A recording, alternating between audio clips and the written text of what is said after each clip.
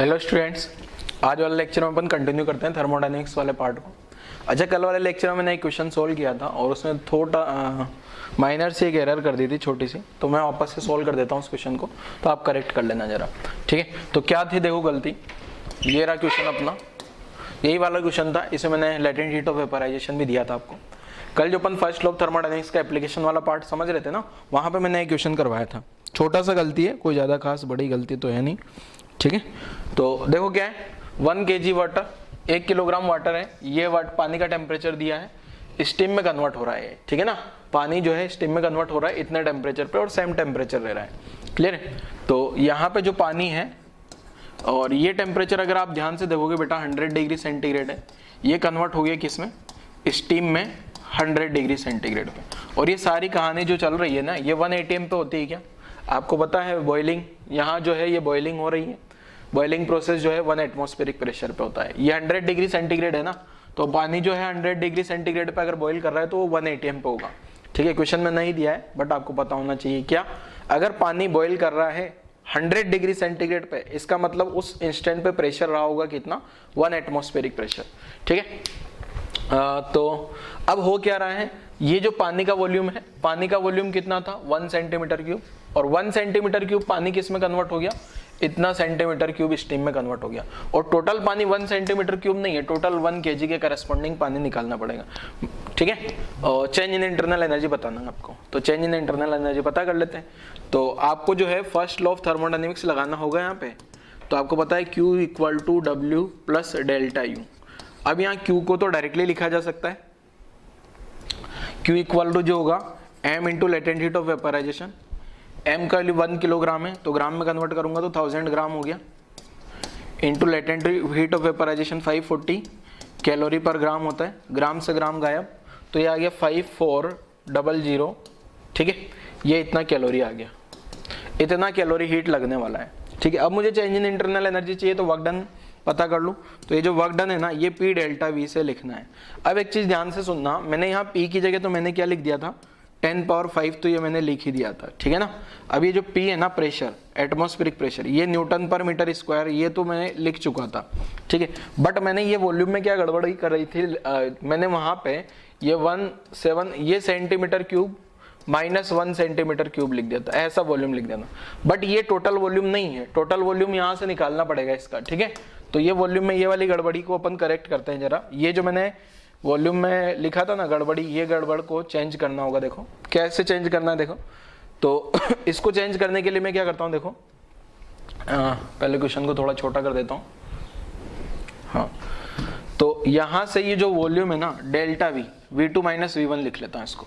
पहले यहाँ तो P atm लिख लिया, और ये फाइनली V2 लिख लिया, V1 लिख लिया। V2 जो है, V2 V1 किस किस के वॉल्यूम है, पानी और स्टीम के। तो V1 जो है ना, V1, ये वॉल्यूम कैसे निकालूं मैं, अब ये 1 किलोग्राम में कितना वॉल्यूम बन जाएगा, 1 किलोग्राम जो है ना, 1 किलोग्राम पानी जो है, यहाँ पानी कितना है, मास ऑफ वाटर,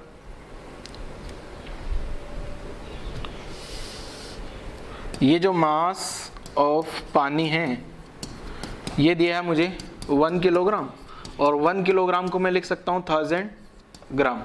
और आप सबको पता है पानी का जो डेंसिटी है, पानी का डेंसिटी कितना होता है, 1 ग्राम पर cc।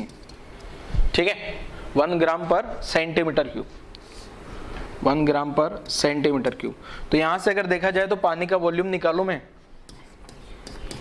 वॉल्यूम ऑफ पानी, तो पानी का वॉल्यूम अपन ने V1 मान लिया यहाँ से।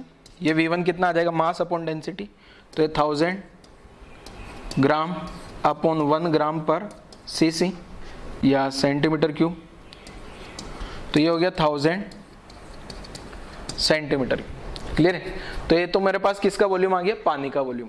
अब अगर पानी का वॉल्यूम 1 सेंटीमीटर क्यूब होता ना, तो देखो यहाँ पानी से जो स्टीम बन रही है ना, ये पानी का अगर वॉल्यूम 1 सेंटीमीटर क्यूब होता, मतलब जैसे ये 1 सेंटीमीटर क्यूब का अगर पानी भरा होता, तो यहाँ स्टीम जो कन्वर्ट हो गई ना, ये स्टीम जो कन्वर्ट हुई, ये कितना है 1671 सेंटीमीटर क्यूब, और ये कितना है 1 सेंटीमीटर क्यूब।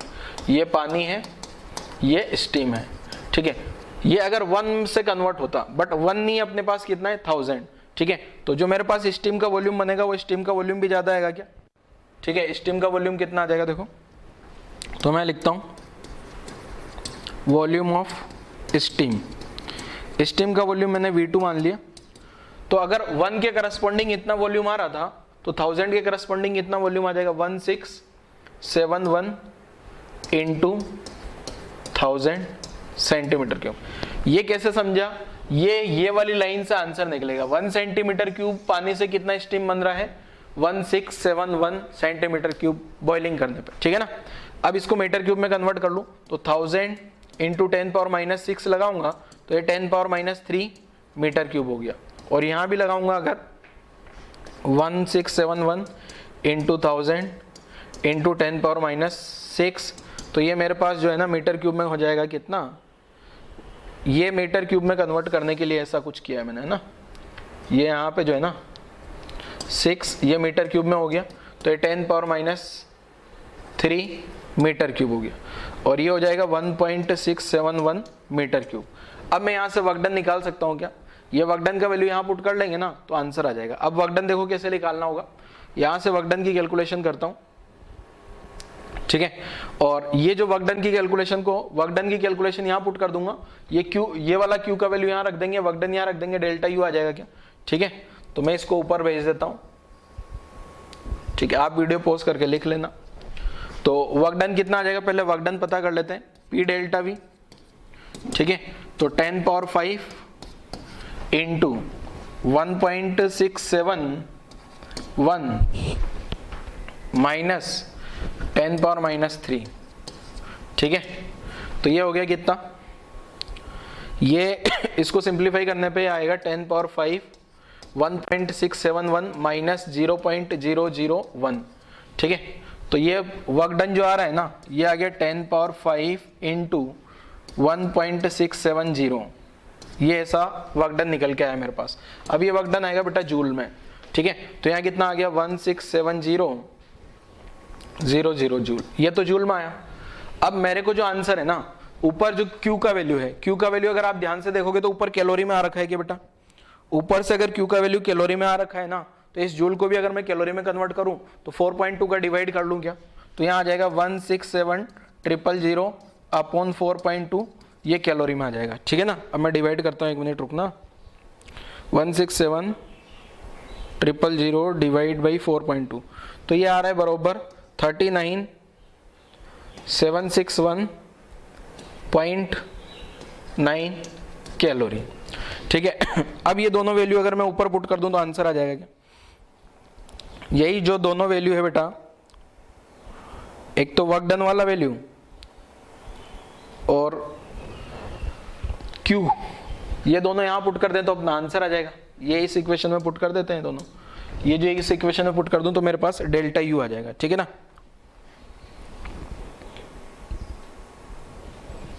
तो डेल्टा U का वैल्यू चेक कर लेते हैं जरा।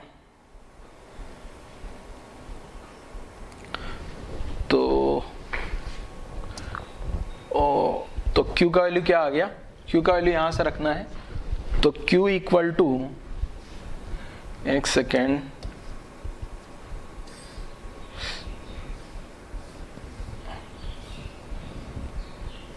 थोड़ा छोटा कर देते हैं कुछ, हाँ।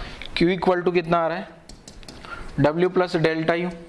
तो Q का वैल्यू कितना आ गया है 54000, ठीक है, 1 0 और W का वैल्यू यहाँ से चेक करा 39762 लिख देता हूँ मैं अप्रोक्स, ठीक है, इंटू डेल्टा U। तो डेल्टा U का जो वैल्यू है मैं माइनस कर देता हूँ यहाँ से, -54, तो ये वैल्यू आ रहा है लगभग 500238 कैलोरी, ठीक है। तो ये इस टाइप का आंसर होगा अप्रोक्स।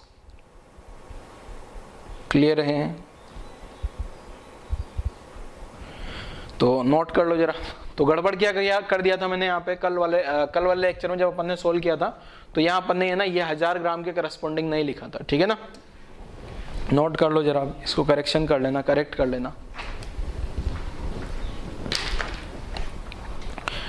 वीडियो पॉज करो और नोट करो जल्दी से यहाँ तक की कहानी।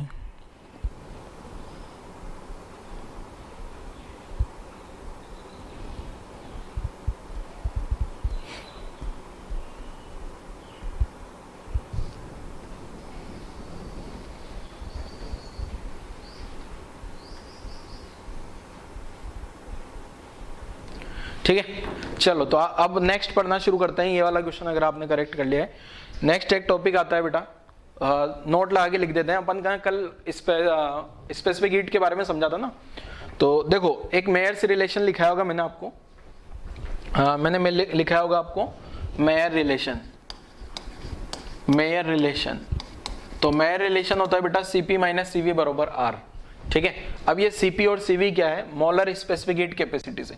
यहाँ ये जो बेटा ये C का, ये जो Cp एंड Cv है ना, इन दोनों का जो यूनिट है ना Cp एंड Cv, देखो मैं बड़ा करके बस लिखता हूँ थोड़ा, नोट नंबर 1, हाँ और बड़ा कर दें,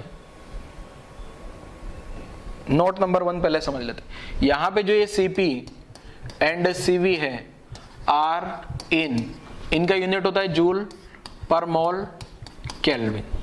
ठीक है, क्लियर है, यहां तक कोई दिक्कत नहीं है। अब यहां पे जो ये है ना बेटा, ये Sp एंड Sv R इन, ये होता है जूल पर केजी केल्विन। अब कभी कभी बुक्स में क्या होगा, Cp माइनस Cv R तो लिखा होगा, बट ये Sp माइनस Sv जो होता है ना, ये R नहीं होता बेटा। Sp माइनस Sv जो होगा, ये Sp माइनस Sv होता है, ये होता है R अपॉन मॉलिक्यूलर वेट। ये क्या होता है, R अपॉन मॉलिक्यूलर वेट। जो भी गैस के लिए आप लिख रहे होंगे ना, तो उस गैस का क्या लिख देना आपको, मॉलिक्यूलर वेट लिख देना है। अब ये कैसे आता है उसके पीछे की अगर रीजन समझना है तो वो भी समझा दूंगा मैं। अच्छा, अब बुक्स में कभी कभी क्या होगा, इसको नाम जो है ना, यहाँ छोटू Cp लिख दिया हो, छोटू Cp माइनस, एक मिनट, इसको ऐसा लिख दिया छोटू Cp माइनस छोटू Cv R upon molecular weight. अब किसी के दिमाग में आ रहा होगा सर ये आया कैसे, ठीक है, तो वो आया कैसे, देखो उसको भी इधर एक्सप्लेन कर देता हूं मैं थोड़ा सा। ठीक है, तो इसको समझते हैं जरा, देखो एक मिनट के लिए। देखो यहां ये जो R था ना बेटा, ये इधर वाला यूनिट तो जूल पर मोल केल्विन था क्या, ये R का यूनिट, ये R का यूनिट तो यही है। ठीक है, और जो R का यूनिट होगा वही Cp का होगा और जो वही Cv का होगा। अब इधर जो है ये Sp और Sv की बात करूं, ये Sp और Sv की बात करूं ना मैं, इधर तो Cp Cv और R सबका यूनिट सेम है, बट इधर Sp तो क्या हो गया, जूल पर केजी केल्विन आ रहा है क्या। ठीक है, बट ये जो इधर से R आएगा, देखो यहां पे तो क्या था,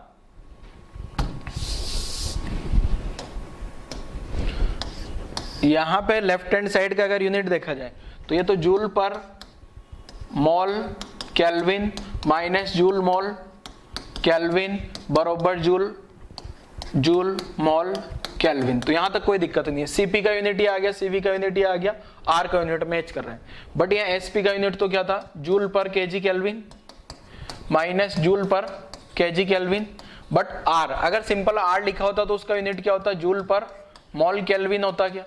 ठीक है, अब मैंने मॉलिक्यूलर वेट लगा दिया क्या, तो मॉलिक्यूलर वेट का यूनिट क्या हो जाता है अपने पास, मॉलिक्यूलर वेट का जो यूनिट होता है ना बच्चे, मॉलिक्यूलर वेट का यूनिट क्या होता है, मोल केल्विन। तो मॉलिक्यूलर वेट का यूनिट मैं क्या लिख सकता हूं, ग्राम पर मोल, तो या फिर केजी पर मोल। तो ये मोल से मोल गायब हो जाएगा और अपना जो आंसर हो जाएगा जूल पर, ये सही हो जाएगा। ठीक है ना, तो ये इस टाइप से इसको गायब करते हैं।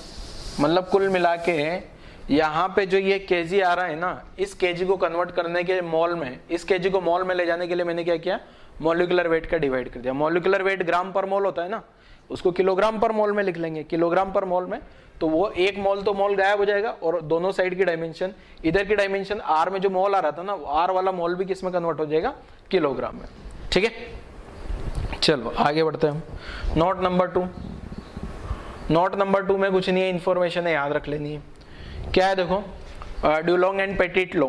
ड्यूलोंग एंड पेटिट लॉ क्या बोलता है, देखो रूम टेम्परेचर पे जो होगा, रूम टेम्परेचर पे जो है मोलर स्पेसिफिक हीट कैपेसिटी, सारी जो मेटल होती है ना बेटा, मेटल का वॉल्यूम ऑलमोस्ट अपन क्या मान सकते हैं, कांस्टेंट, इसलिए इसके लिए लिखते हैं CV। क्या लिखते हैं इसके लिए, CV। At room temperature average molar specific heat capacity of all metals are same, हर एक मेटल का स्पेसिफिक हीट कैपेसिटी सेम होता है और वो 3R के बराबर होता है, और R का वैल्यू आपको पता होगा 2 कैलोरी पर मोल केल्विन। ठीक है, तो 3R 3 से मल्टीप्लाई करते ही 6 आ जाएगा, क्या है, ठीक है। तो R का वैल्यू अगर जूल में लिखते हैं ना अपन, तो जूल में तो आता है कितना अपना 8.314 जूल पर मोल केल्विन। ठीक है, कैलोरी में 2 के आजू बाजू आता है, तो 3R से मल्टीप्लाई करते ही 6 हो जाएगा। मतलब सभी मेटल का हीट कैपेसिटी अपन क्या बोल सकते हैं, specific heat capacity molar 3R के बराबर होगा। ठीक है ना, रूम टेम्परेचर। और एक और temperature above which metals have constant CV। CV का वैल्यू जो है ना टेम्परेचर बढ़ाने पे बढ़ता है और ये यहाँ पे जाके कांस्टेंट हो जाता है। तो ये जो कांस्टेंट हो जाता है ये एक टेम्परेचर के बाद होता है और उस टेम्परेचर को बोलते हैं अपन डी बाई टेम्परेचर। क्लियर है, याद रख लेना है। ठीक है, CV का वैल्यू क्या होगा, एक टेम्परेचर होगा उसके बाद में ये जो CV है इसका वैल्यू कांस्टेंट हो जाता है, ये कांस्टेंट चलने वाला है। ठीक है, इसको ये जो टेम्परेचर है ना, जिस टेम्परेचर पे ये हो रहा है, इस टेम्परेचर को, ये वाले टेम्परेचर को क्या बोल देते हैं बेटा अपन, ये वाला जो टेम्परेचर है इसको अपन ने बोल दिया डी बाई टेम्परेचर। नोट कर लो जरा, इंफॉर्मेशन है। तो डुलंग पेटिट लोए बोलता है क्या सभी मेटल के लिए जो है मोलर स्पेसिफिक हीट कैपेसिटी का वैल्यू 3R के बराबर होगा।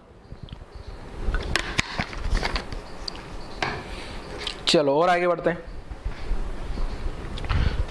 नेक्स्ट क्या है, कोई भी साइक्लिक प्रोसेस है उसका एफिशिएंसी कैलकुलेट करते हैं, उसका एफिशिएंसी क्या है।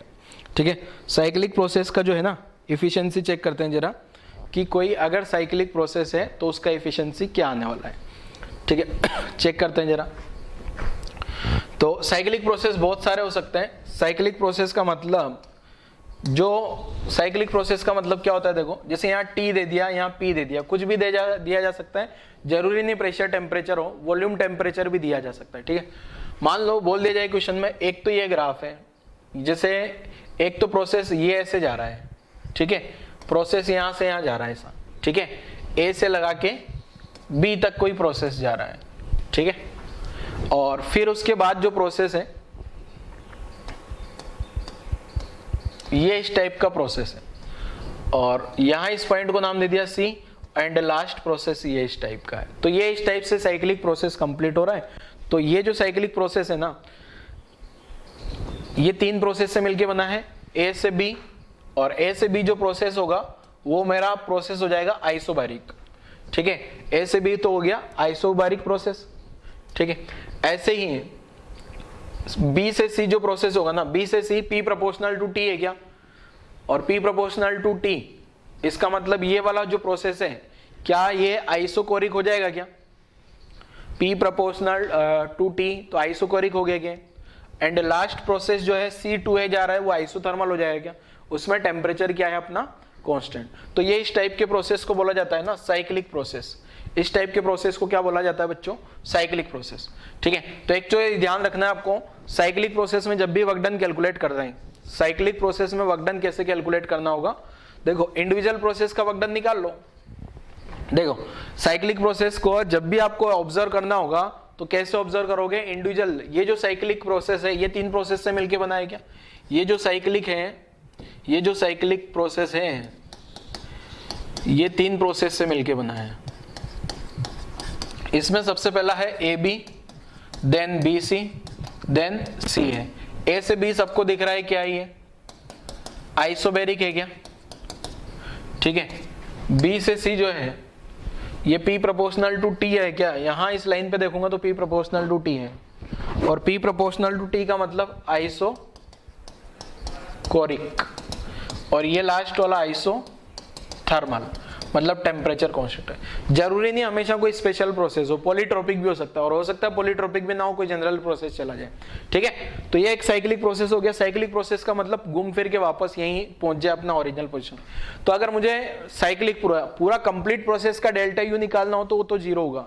कंप्लीट प्रोसेस मतलब अगर मान लो मैंने A से चलना शुरू किया, B तक गया, फिर C, फिर ये, तो यहाँ A से B, C, A तक वापस आता हूं ना, तो चेंज इन इंटरनल एनर्जी 0 होगी। तो ध्यान रखना, पहला तो पॉइंट ये ध्यान रखना है आपको, डेल्टा यू जो होता है 0 होता है किसके लिए? For cyclic process. पूरा साइकिल कंप्लीट होने पे डेल्टा यू अपना 0 बन जाएगा। ठीक है।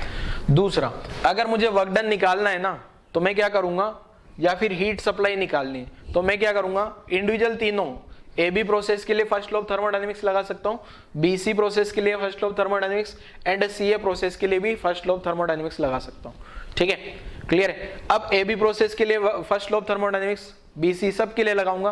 क्या सबका वर्क डन आएगा? क्या ए बी प्रोसेस का वर्क डन आया, बी सी प्रोसेस का वर्क डन आया, सी ए प्रोसेस का वर्क डन आया, हर एक प्रोसेस का वर्क डन आ जाएगा क्या? तो हर एक प्रोसेस का वर्क डन निकाल लेंगे अपन, तो टोटल वर्क डन आ जाएगा। सबको ऐड कर दूंगा तो टोटल वर्क डन आ जाएगा क्या मेरे पास? और अगर ग्राफ पीवी है, ग्राफ कौन सा है? पीवी। यहाँ पे पीटी है, यहाँ ग्राफ पीटी है। अगर ग्राफ पीवी होता ना तो वर्क डन आसानी से निकाला जा सकता है क्या? अगर ग्राफ पी होता, पी एंड वी होता, तो उस ग्राफ का जो एरिया होता ना, area enclosed by the curve, वो डायरेक्ट में क्या लिख सकता हूँ? Work done by gas. But अगर ये पीवी ग्राफ नहीं है, पीटी ग्राफ है, तो मैं ऐसी सिचुएशन में क्या करूंगा, इंडिविजुअल हर एक प्रोसेस का वर्क डन निकाल लूं, इंडिविजुअल हर एक प्रोसेस का वर्क डन निकाल लूं, और सब टोटल वर्क डन निकालने के लिए क्या हो जाएगा, टोटल वर्क डन क्या हो जाएगा, सबका इंडिविजुअल का सम। ठीक है, क्लियर है सबको? चलो आगे बढ़ते हैं। देखो तो यहाँ पे जो है, अगर मुझे वर्क डन चाहिए, साइक्लिक प्रोसेस का एफिशिएंसी चाहिए मुझे, तो साइक्लिक प्रोसेस का एफिशिएंसी कैसे निकालना है वो सिखा रहा हूं। डेल्टा यू तो प्रोसेस का 0 हो जाएगा, इसका कोई काम नहीं होता, बस ये याद होना चाहिए इन्फॉर्मेशन। साइक्लिक प्रोसेस में हर एक प्रोसेस का वर्क डन निकाल लो, तो हर एक प्रोसेस का वर्क डन निकाल के ऐड कर दोगे तो वो जो है वर्क डन आ जाएगा। अच्छा, साइक्लिक प्रोसेस में जरूरी नहीं है 3 ये पूरा बड़ा सा 4 बार भी हो सकता है, ये ऐसा भी हो सकता है साइक्लिक प्रोसेस, ये ऐसा भी हो सकता है साइक्लिक प्रोसेस। साइक्लिक कंप्लीट होना चाहिए साइकिल। ठीक है, तो उसको अपन साइक्लिक प्रोसेस बोल देंगे। अब वर्क डन कैलकुलेट हो जाएगा क्या? तो वर्क डन कैलकुलेट होने के बाद मुझे चाहिए एफिशिएंसी। ठीक है, तो यहां पे देखो क्या होगा, ये जो प्रोसेस का जो एफिशिएंसी है ना, उसको अपन ने नीटा से डिनोट कर दिया। अब ये नीटा क्या आता है ये समझते हैं जरा, नीटा की वैल्यू आएगी कितनी ये समझते हैं जरा। ये जो नीटा है ना बच्चों, तो जैसे मैं आपको कोई सिस्टम बनाता हूं, जैसे मान लो ये एक सिस्टम है। ठीक है, जैसे अपना ये पिस्टन लगाया और यहाँ पे गैस भर दी अपन ने, और यहाँ पे ये एक हीटर लगा दिया। ठीक है, तो ये हीटर कुछ हीट देगा क्या? ये हीटर हीट देगा, इस हीट के कारण ये पिस्टन क्या जाएगा, ऊपर जाएगा। या फिर कोई भी सिस्टम होगा, उस सिस्टम को आप कुछ न कुछ एनर्जी दोगे ना, तो कुछ न कुछ वर्क डन होगा क्या? तो ये जो इफिशियंसी जो होता है साइक्लिक प्रोसेस का, तो इफिशियंसी होता है पहले तो वर्क डन कैलकुलेट करो अपॉन टोटल आपने कितना हीट सप्लाई किया। ठीक है, तो ये जो इफिशियंसी होता है ना, ये होता है total work done, total work done by gas in cyclic process divide by heat supplied by the heat supplied to the gas, या heat absorb by the gas लिख देता हूं, हीट एब्जॉर्ब बाय द या by gas in cyclic process. ठीक है, कोई भी cyclic process है, उस प्रोसेस में कितना हीट एब्जॉर्ब हुआ। अच्छा, एक चीज ये ध्यान रखना है कि हीट वही वाला लेना है जो एब्जॉर्ब हो रहा है। ठीक है, हीट रिलीज होगा वो वाला हीट नहीं लेना है। क्लियर है? तो ये फॉर्मूला आप लोगों को ध्यान रख लेना है बच्चों। ठीक है, क्या याद रखना है कि कितना हीट एब्जॉर्ब हो रहा है टोटल। ठीक है, साइक्लिक प्रोसेस में वर्क डन कैसे निकालेंगे, साइक्लिक प्रोसेस का वर्क डन कैसे निकालोगे, इंडिविजुअल एक एक प्रोसेस का वर्क डन निकाल लो और उसको ऐड कर लो।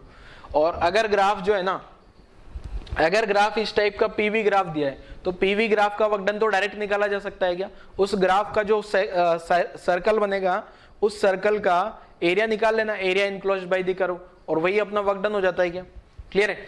अच्छा, यहाँ पे मैथमेटिक्स में अब देखो कुछ बच्चे जो है यहाँ गड़बड़ कर जाएंगे। देखो मैं बताता हूँ क्या। देखो ये जो नीटा है ना बेटा, यहाँ जो ये वर्क डन बाय गैस लिखूंगा ना, ये तो ऑल सारा लिखना है। ऑल मीन्स पॉजिटिव भी लिखना है एंड नेगेटिव भी लिखना है। अब नीचे में जो क्यू आएगा ना,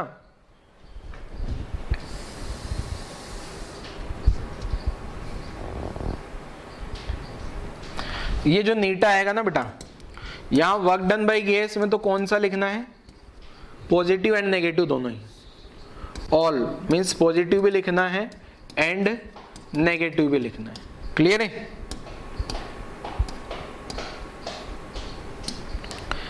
बट यहां पे जो Q लिखना होगा, ये हीट एब्जॉर्ब लिखना है क्या ओनली? हीट एब्जॉर्ब मतलब जो सिस्टम ने हीट लिया है ना वही लिखना है। अगर सिस्टम या गैस कोई हीट रिलीज कर रहा है ना तो वो हीट रिलीज वाला नहीं लिखना, क्योंकि जो हीट रिलीज हो रहा है ना बच्चे वो तो लॉस में चला जाता है। ठीक है, वो एफिशिएंसी में काम नहीं आने वाला। जैसे अपन बाइक चला रहे हैं, ठीक है ना, बाइक चलाते टाइम क्या होगा, जैसे एक सिस्टम है मान लो, और वो सिस्टम के थ्रू अपनी बाइक जो है चल रही है। बाइक चल रही है इसका मतलब बाइक में क्या है, इंजन वगैरह लगा हुआ है, वो इंजन अपना काम कर रहा है तभी तो चल रही है। तो पहले तो इंजन ने कितना वर्क किया वो तो ऊपर लिख देना है, टोटल वर्क डन। ठीक है, टोटल वर्क डन ऊपर लिख देना है, पॉजिटिव नेगेटिव सारा सब कुछ मिला के हर एक प्रोसेस का। जैसे यहाँ पे 3 प्रोसेस है ना, हो सकता है किसी का पॉजिटिव किसी का नेगेटिव आएगा, तो प्लस माइनस करके सारा लिख देना है। दूसरा जो ये यहाँ पे नीचे लिखूंगा ना, नीचे कौन सा हीट लिखना है, ओनली जो एब्जॉर्ब किया है, रिलीज किया है वो नहीं लिखना है। रिलीज किया है ना वो तो फालतू में चला गया। जैसे बाइक चलती है तो उसमें जो हीट एब्जॉर्ब होगा इंजन के थ्रू, कुछ हीट रिलीज भी होगी, जैसे कुछ साउंड की फॉर्म में एनर्जी जा रही है, कुछ एनर्जी फ्रिक्शन की फॉर्म में जा रही है, कुछ गैस इजेक्ट हो रही है उस फॉर्म में जा रही है, तो बहुत सारी एनर्जी फालतू की चली जाती है, तो वो तो लॉस का पार्ट हो गया ना। ठीक है, तो आपको ये जो क्यू लिखना है ना, ये वाला कौन सा लिखना है, ओनली पॉजिटिव वाला। ओनली कौन सा, पॉजिटिव। ओनली पॉजिटिव क्यों बेटा, आप यहाँ पे देखो ना, यहाँ क्या लिखा है, हीट एब्जॉर्ब ओनली। ठीक है, हीट एब्जॉर्ब लिखा है ना, इसलिए आप ये ध्यान रखना बेटा। ठीक है, ये जो साइक्लिक प्रोसेस का एफिशिएंसी लिखोगे ना, साइक्लिक प्रोसेस की एफिशिएंसी में ये ध्यान रखना है क्या, कि जो वर्क डन होगा वो तो टोटल सारा का सारा लिखना है, बट क्यू कौन सा वाला लिखना है, बट जो क्यू है वो ओनली पॉजिटिव वाला लिखना है। क्लियर है? नोट कर लो जरा, नोट करो यहां से यहां तक की कहानी।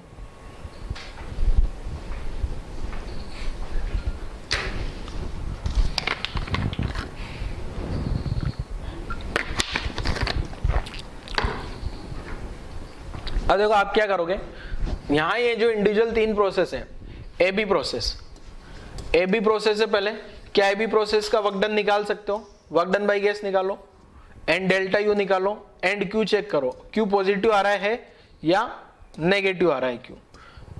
अगर क्यू पॉजिटिव आएगा तो काम का है, नेगेटिव आएगा तो कोई मतलब नहीं है, क्योंकि मुझे तो यहाँ कौन सा क्यू चाहिए, ओनली यहाँ मुझे कौन सा क्यू चाहिए, ओनली पॉजिटिव वाला। ठीक है ना, नेगेटिव आएगा तो कोई मतलब ही नहीं ना, तो पॉजिटिव वाला क्यू लिख लेना है। वर्क डन बाई गैस तो काम आने ही वाला है ऊपर में। ठीक है, ऐसे हर एक प्रोसेस के लिए, बीसी के लिए भी सेम कहानी रिपीट करो और सीए के लिए भी सेम कहानी रिपीट करो। चलो नोट करो जरा, एक क्वेश्चन करवाता हूं मैं आपको यहाँ पे, आसान सा क्वेश्चन है, देखो किस टाइप का होगा। ये वीडियो पॉज करके लिख लेना आपको, पहले वीडियो पॉज करें यहां तक की कहानी लिखो आप लोग। ठीक है, वीडियो पॉज करके यहां तक की कहानी लिखो, फिर क्वेश्चन करते हैं एक।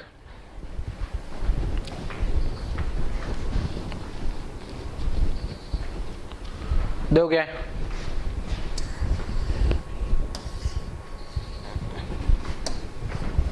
क्वेश्चन क्या है, देखो मान लो कोई ये साइक्लिक प्रोसेस है, मैं ग्राफ वगैरह डायग्राम वगैरह नहीं बता रहा, ये सब अपने पास साइक्लिक प्रोसेस है। ठीक है, आपको यहाँ पीटी टीवी वगैरह ऐसा कुछ भी नहीं दिया है। ठीक है ना, ये एक्स है, ये वाई है और ये जेड है, यहां से इधर गया, फिर यहां से इधर आया और फिर यहां से यहां आया, ये साइक्लिक प्रोसेस बताया गया है। ठीक है ना, ये क्या बताया आपको, साइक्लिक प्रोसेस। ठीक है, ध्यान से समझना बच्चे। ठीक है, अगर मान लो यहां से यहां तक जो जा रहा हूं ना, यहां इस प्रोसेस में जो वर्क डन हो रहा है ना, वर्क डन मान लो 30 जूल है, वर्क डन कितना आया बेटा, 30 जूल वर्क डन है। ठीक है, और जो क्यू का वैल्यू आ रहा है वो आ रहा है प्लस 10 जूल। देखो मैं प्लस माइनस के सिंबल भी लगाता हूं, यहां जो वर्क डन आया वो आया प्लस 20 जूल और क्यू का जो वैल्यू आया प्लस 10 जूल। ठीक है, ध्यान से देखना बेटा, और यहां से वाई से जेड गया ना, तो वर्क डन आया मेरे पास माइनस 10 जूल, और यहाँ जो क्यू का वैल्यू आया वो आया, क्यू का वैल्यू आ रहा है मान लो, चलो वर्क डन प्लस 10 जूल लिख देता हूं, क्यू का वैल्यू आया माइनस 5 जूल। ठीक है, क्लियर है।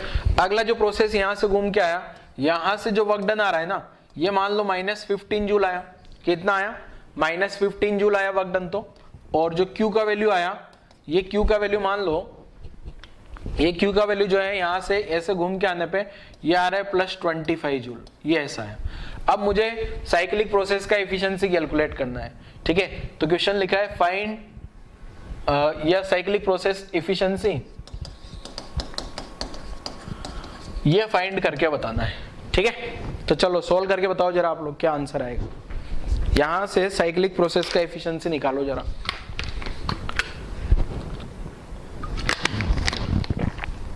अब आपको ये प्रोसेस पे नहीं जाना कि सर ये आइसो ए से बी तक जा रहा है, एक्स से वाई तक जा रहा है, तो आइसोबैरिक है, आइसोथर्मल, आइसोकोरिक, मुझे नहीं पता कौन सा प्रोसेस है, पर ये साइक्लिक प्रोसेस है, ठीक है। चलो अब इस क्वेश्चन को सोल्व किया आपने वीडियो पोस्ट करके, देखो मैं सोल्व करके बताता हूँ। देखो मैंने नीटा क्या बताया, यहाँ जो वर्क डन होगा ना, वर्क डन अपॉन क्यू। तो एक चीज है, यहाँ तो ऑल लिखना है, क्या सारा का सारा ही वर्क डन लिख लेना है, चाहे वो पॉजिटिव हो चाहे वो नेगेटिव हो, ठीक है। और यहाँ पे ओनली कौन सा लिखना है, पॉजिटिव। ओनली पॉजिटिव इसलिए लिखना है बच्चे क्योंकि वहां जहां पॉजिटिव वर्क डन होगा ना वहां हीट एब्जॉर्ब हुआ होगा, ठीक है। तो यहां से जो है ना ये वाला जो है इसका पॉजिटिव यहाँ हीट एब्जॉर्ब हुआ है, हीट पॉजिटिव आ रहा है, इसका मतलब हीट क्या हुआ होगा, एब्जॉर्ब, ठीक है। यहाँ पे क्यू नेगेटिव आ रहा है ना, यहाँ क्यू नेगेटिव आ रहा है, इसका मतलब यहाँ पे जो है बट्टा हीट अपना रिलीज हुआ होगा, ठीक है। और यहाँ पे भी मेरा हीट एब्जॉर्ब हुआ है, हीट एब्जॉर्ब, ठीक है। अब यहाँ हीट रिलीज क्यों हुआ, रीजन नेगेटिव है, ये सिंबल साइन नेगेटिव आ रहा है, साइन नेगेटिव मतलब हीट रिलीज हुआ होगा, तो ये हीट रिलीज वाले से मुझे कोई मतलब नहीं है। बट यहाँ एब्जॉर्ब हुआ है तो ये वाला हीट काम का है और ये वाला हीट भी काम का है। वर्क डन तो सब जगह ही लेना है, वर्क डन तो सारा सब कुछ लेना है क्या, तो work done total work done कितना आ गया, 20 प्लस 10 -15, ये तो टोटल वर्क डन आ गया मेरे पास। हीट एब्जॉर्ब कितना हुआ, +10 और यहाँ पे +10 और +25, ये ऐसा मेरा आंसर आ जाएगा। क्लियर है। तो आंसर सोल्व करने पे यहाँ क्या आ गया अपने पास, ये आ गया 30 -15 अपॉन नीचे आ गया 35, तो एफिशिएंसी आ गई अपने पास कितना बेटा, 15 अपॉन 35, तो ये आंसर हो गया 3/7, और ये अपना आंसर आ गया। अगर परसेंटेज एफिशिएंसी चाहिए ना, मुझे परसेंटेज एफिशिएंसी चाहिए तो क्या कर दूंगा, इनटू 100 कर दूंगा। अब सुनना ध्यान से, ये मैंने रैंडमली क्वेश्चन बनाया है ना, तो हो सकता है यहाँ पे डेल्टा यू 0 नहीं आ रहा हो, क्योंकि मैंने क्या ना रैंडम क्वेश्चन बना दिया है, ठीक है। ये मैंने रैंडम क्वेश्चन बनाया है, तो इसलिए हो सकता है पूरे साइकिल का डेल्टा यू 0 नहीं आ रहा है। साइकिल के लिए तो डेल्टा यू क्या होना चाहिए, 0 होना चाहिए क्या, एक बार मैं चेक कर लेता हूं, अगर नहीं आ रहा होगा तो फिर उसको सेट करना पड़ेगा, ठीक है। एक मिनट आप क्वेश्चन मत लिखना अभी। तो अगर मैं इस प्रोसेस का पहले प्रोसेस का डेल्टा यू लिखूंगा ना, तो क्यू ये -10 आएगा, अगले प्रोसेस का डेल्टा यू लिखूंगा ना तो ये आएगा -15, क्यू अगले प्रोसेस का डेल्टा यू लिखूंगा ना तो आएगा, इसको इधर लाया तो प्लस, ये आ रहा है प्लस कितना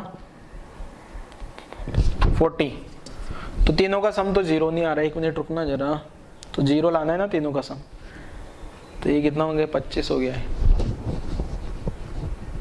25। तो एक काम करते हैं, इसको चेंज कर लेते हैं पर ना,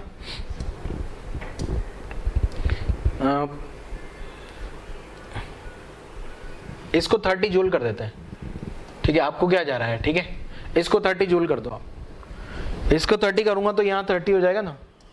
आपको उससे कोई मतलब नहीं है कि सर ये क्यों किया, उसके पीछे का रीजन बस इतना सा है, क्योंकि पूरा जो साइक्लिक प्रोसेस है ना बेटा, साइक्लिक प्रोसेस का डेल्टा यू 0 आना चाहिए, तो साइक्लिक प्रोसेस का डेल्टा यू 0 नहीं आ रहा था क्योंकि मैंने रैंडम क्वेश्चन दे दिया था, तो मैंने उसको एडिट करके वहां -30 जूल कर लो। यहाँ -30 जूल कर लोगे ना तो अब साइक्लिक प्रोसेस का डेल्टा यू भी 0 आ जाएगा। यहाँ से यहाँ जाऊंगा, यहाँ से यहाँ जाऊंगा, यहाँ से यहाँ जाऊंगा तो डेल्टा यू 0 आ जाएगा। यहाँ से यहाँ का डेल्टा यू आया कितना -10, यहाँ से यहाँ का डेल्टा आया कितना -30, और यहाँ से यहाँ का डेल्टा आया कितना 40, तो तीनों का सम भी 0 हो गया, ठीक है। क्लियर है। तो ये इस टाइप से अपना आंसर आ जाएगा। ये क्यू वैसे भी कुछ काम का नहीं था क्योंकि ये तो रिलीज हो रहा है ना, एफिशिएंसी में तो उसका कोई रोल ही नहीं आया, ठीक है। तो नोट कर लो जरा। फिर एक बढ़िया वाला क्वेश्चन करते हैं इसके बाद, जो आपके दिमाग की बत्ती अच्छे से जला देगा।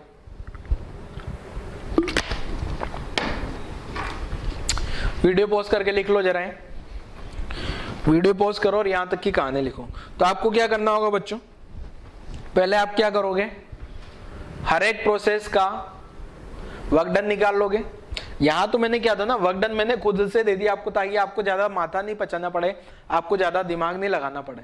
वरना जनरली क्वेश्चन में क्या होगा, एक्स से वाई प्रोसेस बताएगा वो कि आइसोबारिक आइसोथर्मल आइसो, फिर आपको वर्क डन का फॉर्मूला लगाना होगा तो डब्ल्यू आ जाएगा, फिर फर्स्ट लॉ ऑफ थर्मोडायनेमिक्स लगाओगे तो क्यू आ जाएगा। ऐसे हर एक प्रोसेस के लिए लगाना पड़ेगा, जैसा कि अगले क्वेश्चन में लगाते हैं अभी अपन। यहाँ तक की कहानी लिखो जल्दी से, वीडियो पोस्ट करके यहाँ तक की कहानी लिखो बेटा, वीडियो पोस्ट करके फिर आगे समझते हैं जरा क्या है। देखो क्या आगे नेक्स्ट, ये रहा अपना क्वेश्चन। देखो क्वेश्चन क्या है मैं समझा देता हूं। एन मोल कंसीडर कर लेना है, डायटोमिक गैस कंसीडर कर लेनी है, और ए पॉइंट पे टेम्परेचर, ये पॉइंट ए पे टेम्परेचर टी नोट कंसीडर कर लेना है। मतलब ए पॉइंट पे प्रेशर तो पी नोट है, वॉल्यूम वी नोट है, और टेम्परेचर टी नोट हो जाएगा। तो ये प्रोसेस ए से बी गया पहले, और बी पे जो है ना, ए से बी जा रहा है तो आपको दिख रहा होगा ये आइसोकोरिक प्रोसेस है, और यहाँ प्रेशर डबल हो गया। बी से सी आइसोबारिक है, और सी से पता नहीं कौन सा प्रोसेस है, ठीक है ना। सी पे वॉल्यूम बताना है पहले तो, क्योंकि सी पे क्वेश्चन में वॉल्यूम नहीं दिया गया है आपको, तो सी पे वॉल्यूम क्या होगा, पहला क्वेश्चन तो ये है। दूसरा, मैक्सिमम टेम्परेचर कितना होगा, कौन से पॉइंट पे होगा ये बताना है। तीसरा, heat given to the gas क्या होगी, इस heat given to the gas in cyclic process, heat given to the gas in cyclic process, in cycle लिख देता हूं, ठीक है। और अगला एफिशिएंसी ऑफ साइकिल बताना, ठीक है। ये इतना सारा लंबा सारा क्वेश्चन है। अब आप लोग ट्राई करो जरा, पहले वीडियो पॉज करो और खुद से सोल्व करने के लिए ट्राई करो जरा। मुझे पता है अलग टाइप का क्वेश्चन है, नया क्वेश्चन है, तो आपको प्रॉब्लम करेगा थोड़ा, बट ट्राई करना पड़ेगा। ट्राई करोगे तो कुछ समझ आएगा, वरना कुछ भी नहीं समझ आएगा क्या हो रहा है, ठीक है। चलो सोल्व कर दें क्या, वीडियो पॉज करो, 10 मिनट टाइम दो क्वेश्चन को, तो कुछ समझ आएगा आपको।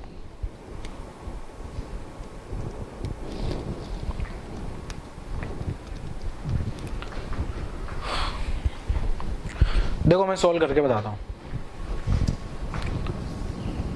क्वेश्चन को छोटू सा करके यहाँ चिपका दिया मैंने ना, और छोटू सा हो जा, और छोटू सा हो जा, ठीक है। यहाँ चला गया अपना क्वेश्चन। अब देखो मैं सोल्व करता हूँ, ठीक है। क्या है, देखो सबसे पहले तो सी पॉइंट का वॉल्यूम पता करना है मुझे।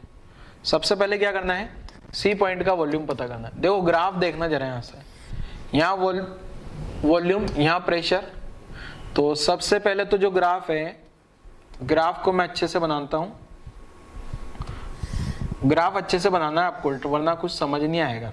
ये पॉइंट ए है, और ऊपर गया, ये पॉइंट बी है, आगे गया, ये पॉइंट सी है, ये पॉइंट वापस घूम फिर के आ गया, ठीक है ना। और अगर मैं इस पॉइंट पे वॉल्यूम की बात करूं बेटा, तो ये वी नोट दिया है, और अगर मैं इस पॉइंट पे वॉल्यूम की बात, प्रेशर की बात करूं, तो ये मेरे को पी नोट दिया है।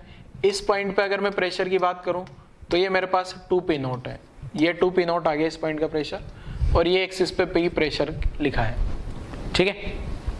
यहाँ तक कोई दिक्कत नहीं। और इस पॉइंट पे अगर टोटल सारे पॉइंट्स मुझे पता है, pressure P note, volume we note, और टेम्परेचर टी नोट। तो सबसे पहला क्वेश्चन तो क्या है, सी पॉइंट पे मुझे क्या पता करना है, वॉल्यूम। सी पॉइंट पे वॉल्यूम पता करते हैं जरा। पहले एक काम करता हूँ, मैं हर एक प्रोसेस का नाम लिखता हूँ जरा। जो ये ए से बी प्रोसेस जा रहा है ना, ए से बी जो प्रोसेस है मेरा, ये है मेरे पास में क्या बेटा, आइसोकोरिक, ठीक है। ए से बी हो गया। और बी से सी जो प्रोसेस है बेटा, बी से सी तक जो प्रोसेस जा रहे हैं, ये मेरे पास हो गया आइसोबैरिक। आइसोबैरिक का मतलब क्या कांस्टेंट हो जाएगा बेटा, प्रेशर। एंड सी से ए तक जो प्रोसेस है बेटा, सी से ए तक जो प्रोसेस है, ये एक स्ट्रेट लाइन है, तो P प्रोपोर्शनल टू V है, और P proportional to V isothermal नहीं है। ध्यान रखना, ऐसा नहीं है टेम्परेचर गायब हो गया तो आइसोथर्मल हो गया। बॉयल्स लॉ नहीं है, Boyle's law P proportional to 1/V होता है। तो ये है अपना पॉलीट्रोपिक। ये क्या है अपने पास, पॉलीट्रोपिक, ठीक है। ध्यान रखना, ये जो है, ये वाले प्रोसेस का नाम क्या है, पॉलीट्रोपिक है। क्लियर है। अब पहले तो मैंने सारे प्रोसेस पता कर लिए। अब मुझे क्या पता करना है बेटा, सी पे वॉल्यूम पता करना है। मुझे क्या पता करना है, सी पे वॉल्यूम।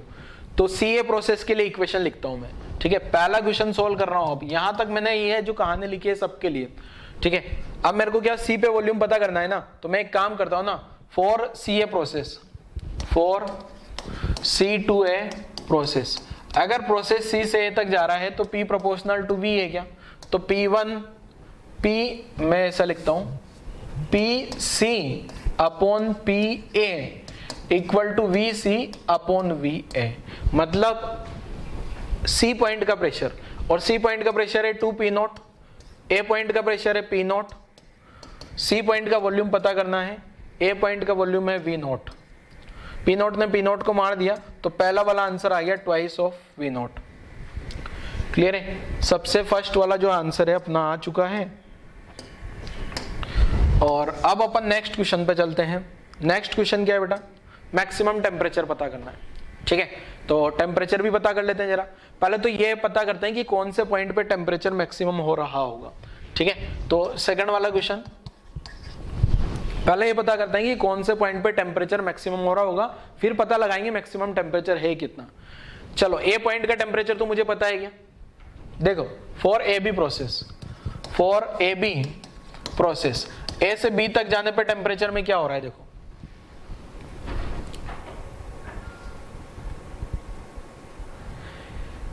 ए से बी तक जाने पे जो टेम्परेचर है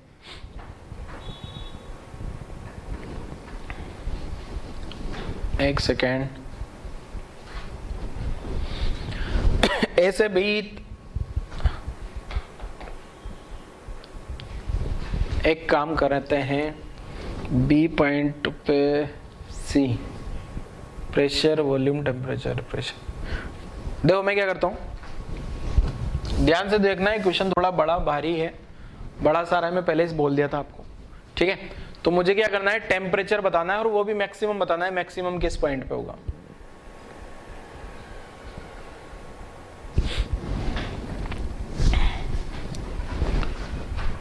बी से सी पे for A B process, A B process में क्या है, देखो वॉल्यूम तो कांस्टेंट हो गया क्या, वॉल्यूम क्या है कांस्टेंट, तो P प्रोपोर्शनल टू क्या हो गया टेम्परेचर, ठीक है।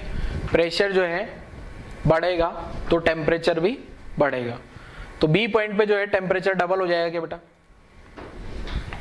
आप ऐसे लिख सकते हो PA upon PB equal to TA upon TB। A point का pressure P0, 2P0, T0, TB, तो B पॉइंट का जो टेम्परेचर है ना वो आ गया मेरे पास 2T0, ठीक है। ऐसे ही मैं सेम कहानी जो है यहां से C प्रोसेस के लिए भी कर देता हूं। अगला प्रोसेस क्या नाम है,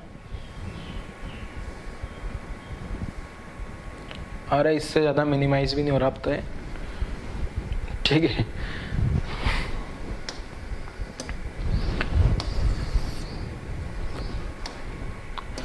क्वेश्चन थोड़ा लंबा हो गया है ये। फॉर नेक्स्ट प्रोसेस कौन सा है, बी सी, ठीक है। बी से सी प्रोसेस में प्रेशर कांस्टेंट है क्या, अगर प्रेशर कांस्टेंट है तो वॉल्यूम प्रोपोर्शनल टू टेम्परेचर होगा क्या, तो बी से सी पे जाने पे जो है ना टेम्परेचर पता करते हैं जरा क्या होगा, V B upon V C equal to equal to T B upon T C. B point पे वॉल्यूम V0 है, सी पॉइंट पे वॉल्यूम यहां से लिखा 2V0, बी पॉइंट पे टेम्परेचर 2T0, तो सी पॉइंट का टेम्परेचर आ गया कितना 4T0, ठीक है। यहां तक की कहानी समझ आती, ठीक है। यहां तक की कहानी समझो जरा, ये तो मेरे पास आया सी पॉइंट का टेम्परेचर आया अभी, ठीक है। कौन से पॉइंट का टेम्परेचर आया है, सी पॉइंट का, और मुझे क्या चाहिए मैक्सिमम टेम्परेचर कितना होगा, क्लियर है। तो मैक्सिमम टेम्परेचर अब देखते हैं जरा, पहले तो मैंने ए बी सी तीनों पॉइंट के टेम्परेचर पता कर लिए क्या, ए पॉइंट का टेम्परेचर T0 था, बी पॉइंट का 2T0 आया, सी का जो है T0 आ गया। अब देखो सुनना ध्यान से सुनना बेटा, देखो मैं ए से बी जा रहा था तो टेम्परेचर बढ़ रहा था, बी पॉइंट पे जाके बढ़ते बढ़ते 2T0 हो गया, ठीक है, ये दूसरे क्वेश्चन को सुन। फिर बी से सी आ रहा हूं तो अगेन टेम्परेचर बढ़ रहा है, अगेन क्या हो रहा है, टेम्परेचर बढ़ रहा है, अगेन टेम्परेचर बढ़ते बढ़ते बढ़ते 4 T नॉट हो गया। क्लियर है। अब ये जो सी ए प्रोसेस है, सी ए प्रोसेस में सी से ए तक आ रहा हूं तो टेम्परेचर पे क्या इफेक्ट पड़ेगा ये चेक करते हैं जरा, ध्यान से देखना, ध्यान से देखना बेटा कि जो है टेम्परेचर पे क्या इफेक्ट पड़ेगा। ठीक है, सी से ए तक आऊंगा ना तो टेम्परेचर पे क्या इफेक्ट आएगा।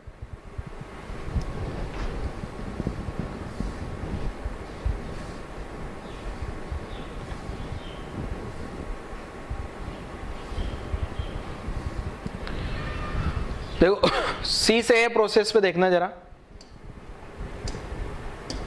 यहां लिखता हूं, जगह बची नहीं है मेरे पास। फॉर सी ए प्रोसेस, अब सी से ए में जाने पे, सी से इधर जा रहा हूं ना तो प्रेशर कम हो रहा है, वॉल्यूम भी, प्रेशर तो कम हो रहा है, साथ में वॉल्यूम भी कम हो रहा है क्या। अब प्रेशर कम हो रहा है, वॉल्यूम भी कम हो रहा है, तो टेम्परेचर को भी डेफिनेटली क्या होना पड़ेगा, कम होना पड़ेगा क्या। PV इक्वल टू nRT से मैं क्या लिख सकता हूं, टेम्परेचर भी कम हो रहा होगा। इसका मतलब मैक्सिमम टेम्परेचर क्या हो गया, इसका मतलब मैक्सिमम टेम्परेचर जो है वो सी पॉइंट पे रहा होगा और वो 4 T नॉट हो गया, तो ये मैक्सिमम टेम्परेचर का आंसर होगी। देखो ए से बी गया तो टेम्परेचर बढ़ा, बी से सी गया तो टेम्परेचर बढ़ा, अब सी से ए आऊंगा ना तो टेम्परेचर कम हो रहा है, इधर आने पर टेम्परेचर कम हो रहा है, क्यों, क्योंकि प्रेशर कम हो रहा है, वॉल्यूम कम हो रहा है, तो PV बराबर nRT से, PV बराबर nRT से प्रेशर और वॉल्यूम दोनों का मल्टीप्लिकेशन कम हो रहा है, तो टेम्परेचर को भी कम होना पड़ेगा क्या, क्योंकि N और R तो कांस्टेंट है ना। क्लियर है। तो मैक्सिमम टेम्परेचर कौन से पॉइंट पे हो जाएगा, अपना पॉइंट सी पे हो जाएगा, और सी पॉइंट पे जो टेम्परेचर है वो कितना आ गया, 4 T नॉट आ गया। यहां तक की कहानी नोट करो, और ये सारे डेटा मैं आगे यूज कर सकता हूं अगर जरूरत पड़ी तो। ठीक है, ये सारे डेटा आगे यूज किए जा सकते हैं अगर जरूरत पड़ती है तो। ठीक है ना, यहां तक की कहानी नोट करो जल्दी से।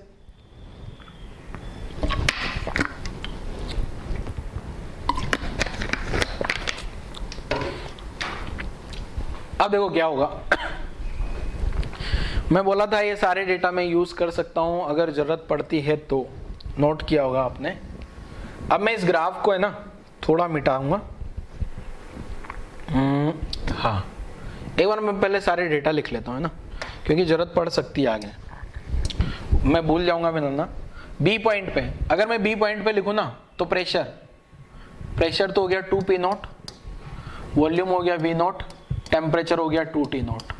ठीक है, अगर सी पॉइंट पे लिखूं तो प्रेशर तो वही रहेगा 2 P नॉट, वॉल्यूम यहां पे लिखा था ना, सी का वॉल्यूम 2 V नॉट, सी का वॉल्यूम 2 V नॉट, और यहाँ पे जो है अपना टेम्परेचर आता है 4 T नॉट। ठीक है, ये रहा 4 T नॉट। ठीक है, अब इसको मिटा देते हैं, बाकी सारी कहानी मिटा देते हैं।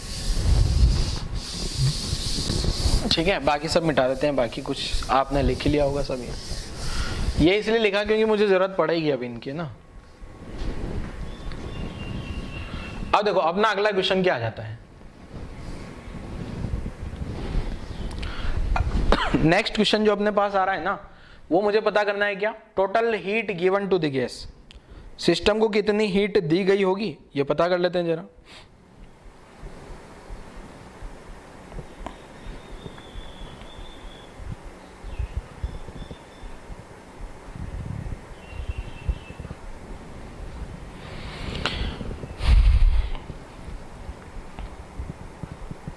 ट्राई करो जरा आप लोग खुद पहले से।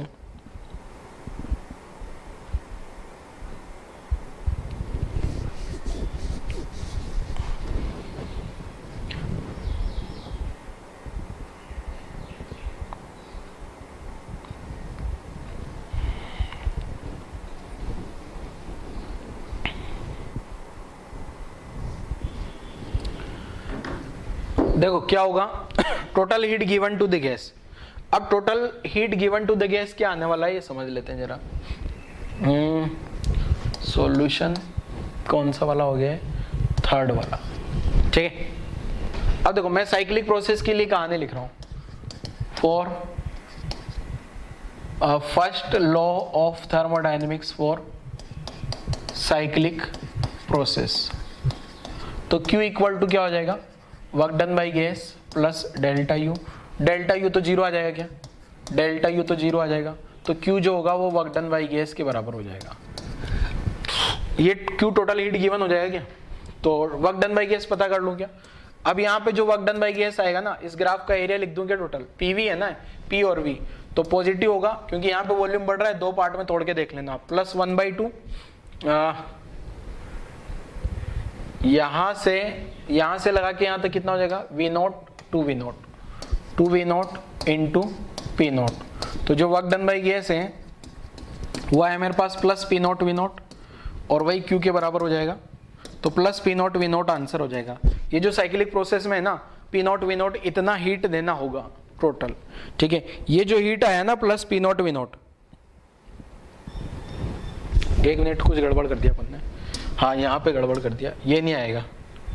तो अपना जो आंसर है P naught V naught by two, P naught V naught by two answer हो जाएगा, ठीक है। ये आंसर हो जाएगा अपना नेक्स्ट वाले क्वेश्चन का, थर्ड वाले का। ये यहाँ से यहाँ वी नॉट ही होगा ना। यहाँ से देखो ये जो ट्राइंगल बन रहा है ना, ये इस टाइप का ट्राइंगल लेके यहाँ वी नॉट है, यहाँ 2 वी नॉट है, तो यहाँ से यहाँ वी नॉट हुआ, यहाँ पी नॉट है, यहाँ 2 पी नॉट है, तो यहाँ से यहाँ कितना हो गया अपना? P naught. तो पी नॉट वी नॉट, ये ट्राइंगल का एरिया निकाल दिया अपन ने वर्क डन के लिए, ठीक है। चलो तो नोट कर लो जरा थर्ड वाला भी, ये भी नोट कर लो। फिर फोर्थ वाला ट्राई करते हैं जरा। फोर्थ में एफिशिएंसी पता करनी है, एफिशिएंसी ऑफ साइक्लिक प्रोसेस।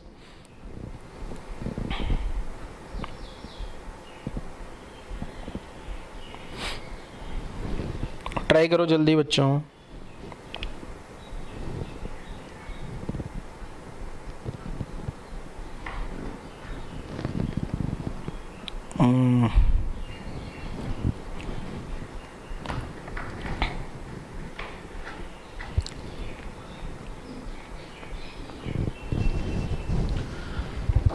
देखोगे अब फोर्थ वाला सोल्व करता हूं और इसको रब कर देता है।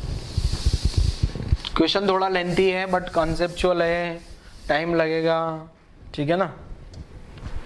अब देखो मेरे पास जो फोर्थ क्वेश्चन निकल के आता है, फोर्थ क्वेश्चन में मेरे को जो नीटा चाहिए ना, वो वर्क डन अपॉन क्यू चाहिए। बट ये वर्क डन तो सारा सब कुछ चलेगा पूरे साइक्लिक प्रोसेस का, बट ये क्यू क्या कौन सा चाहिए? ये चाहिए मुझे ओनली पॉजिटिव वाला, पॉजिटिव वाला। और ये क्या चाहिए? सारा का सारा ही पॉजिटिव भी चलेगा एंड नेगेटिव भी चलेगा, पॉजिटिव नेगेटिव सारा, ठीक है। तो W का तो आंसर मुझे पता है, एरिया से आ जाएगा क्या? W का तो आंसर मेरे को पता है क्या? एरिया से आ जाएगा क्या? और ये एरिया भाई अभी अपन ने निकाला plus 1/2 P naught V naught, ठीक है। तो ऊपर वाली टर्म तो आ गई। अब क्यू निकालते हैं अलग अलग प्रोसेस के लिए। तो ए बी प्रोसेस के लिए क्यू का वैल्यू पता करते हैं, फॉर ए बी प्रोसेस, ठीक है। तो ये जो ए बी प्रोसेस है ना, इसके लिए क्यू का वैल्यू पता करते हैं। ए से बी में जो है ना आइसोकोरिक है, तो वर्क डन तो 0 आ जाएगा, ठीक है। डेल्टा यू क्या लिख सकता हूं? F/2 n R delta T, और एन आर डेल्टा टी की जगह क्या लिखा जा सकता है आइसोकोरिक में? F/2 we delta P. और क्वेश्चन में जो गैस दी गई है ना वो डायटोमिक है क्या? तो डेल्टा यू कितना आ गया अपने पास? डेल्टा यू 5/2 वी नॉट, और डेल्टा पी जो है 2 P not minus P naught. तो डेल्टा यू का वैल्यू आ गया 5/2 पी नॉट वी नॉट, ठीक है। तो फर्स्ट लॉ ऑफ थर्मोडायनेमिक्स लगाओगे ना आप, तो फर्स्ट लॉ ऑफ थर्मोडायनेमिक्स से यहां से जो है Q इक्वल टू क्या आ जाएगा?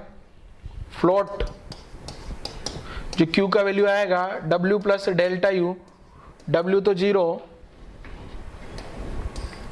प्लस डेल्टा यू का वैल्यू आ गया 5/2 पी नॉट वी नॉट, ठीक है। तो ये जो Q का वैल्यू आ रहा है पॉजिटिव आ रहा है, 5/2 P naught V naught, clear है। ऐसे में जो अगला प्रोसेस होगा, अगला कौन सा प्रोसेस? ये तो ए बी हुआ ना, नेक्स्ट प्रोसेस कौन सा है? For B C. अब ये जो बी सी प्रोसेस है उसके लिए भी अब यहाँ पॉजिटिव आ गया, मतलब अगर ये जो क्यू पॉजिटिव आ गया ना, क्यू पॉजिटिव आ गया, इसका मतलब क्या बोल दूंगा मैं? हीट एब्जॉर्ब हो रहा है, ठीक है ना। ये क्यू पॉजिटिव आ गया, इसका मतलब हीट क्या होगा? एब्जॉर्ब, ठीक है।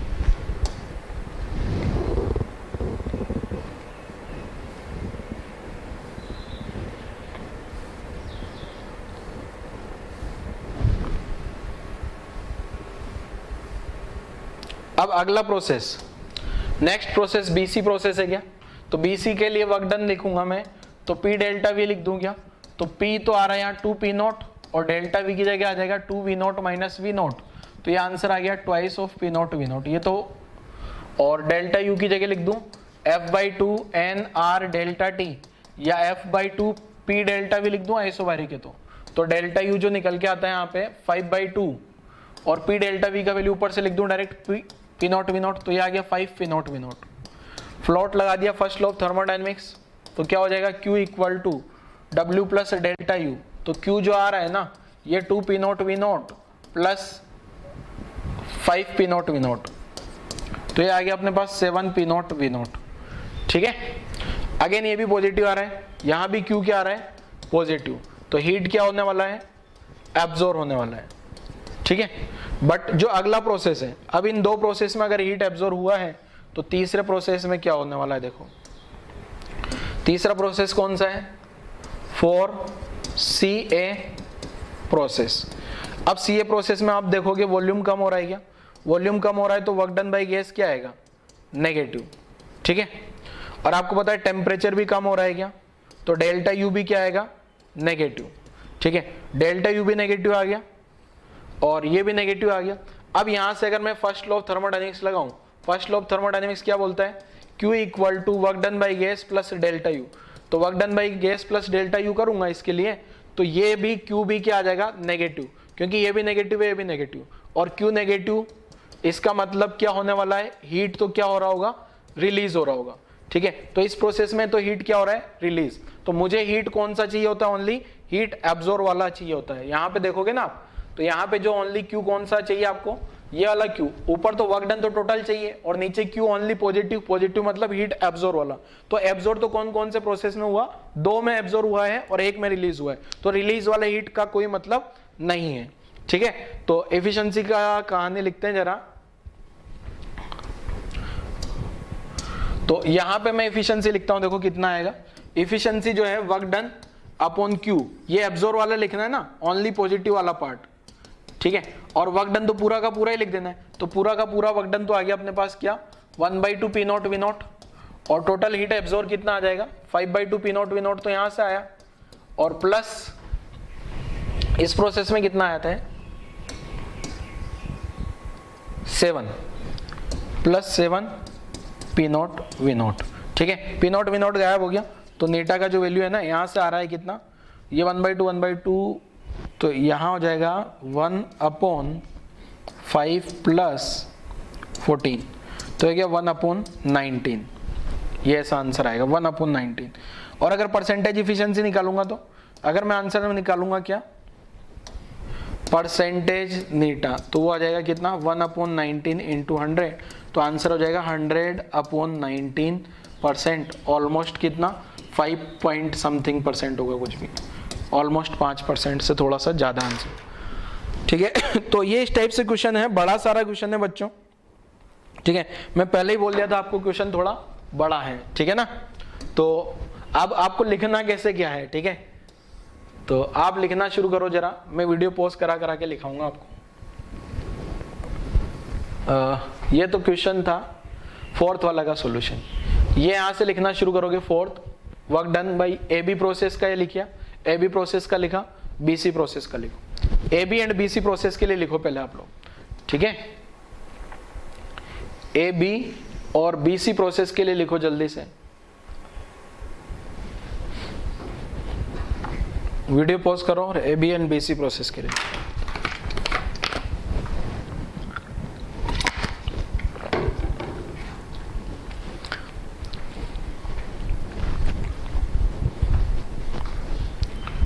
ठीक है, AB और BC का लिखा, वीडियो पॉज करके। अब आपको क्या करना है, यहाँ पे लिख देना Q पॉजिटिव है तो हीट एब्जॉर्ब होगा। अब आपको क्या करना है, पूरा ये वाला लिख लेना है, नीटा की कैलकुलेशन करना है। CA प्रोसेस AB BC के बाद CA प्रोसेस का लिखना, CA प्रोसेस का लिखने के बाद एफिशिएंसी का कैलकुलेशन कर देना। ये CA का हीट रिलीज होगा क्योंकि नेगेटिव आ रहा है, फिर एफिशिएंसी का कैलकुलेशन कर देना। नोट कर लो जरा सारी कहानी।